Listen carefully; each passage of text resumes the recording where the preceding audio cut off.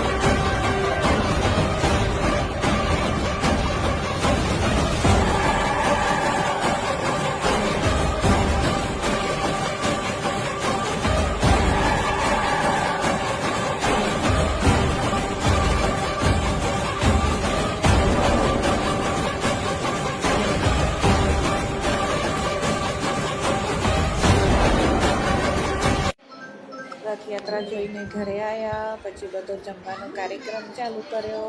આ બધાને જમવા બેસાડી દીધા છે. પછી અમે જમવા બેસી ગયા.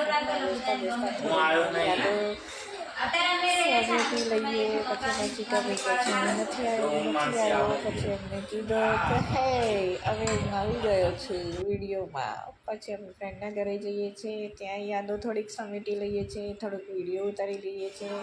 પછી ઘરે આવું છું. ઘરમાં જુઓ બધું કેવું થઈ ગયું છે, ગંદુ બધું રમણ ભમણ જેમ હવે એમ બધું પડ્યું છે ઘરમાં. બેનપણીના ઘરે ગયા હતા તો મગ અને મહેમાન બધા આવીને ગયા, એટલે હવે ઘરની સફાઈ હવે અમે કરીશું ચાલુ.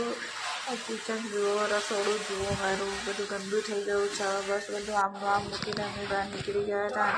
પછી પોળમાં બી જમણવાર હતો તો પોળમાં બી સાફ સફાઈનું કામકાજ ચાલુ છે. બસ ભગવાન આવતા વર્ષે જલ્દી આવે ને આવી રીતે સરસ રીતે યાત્રા બોલો.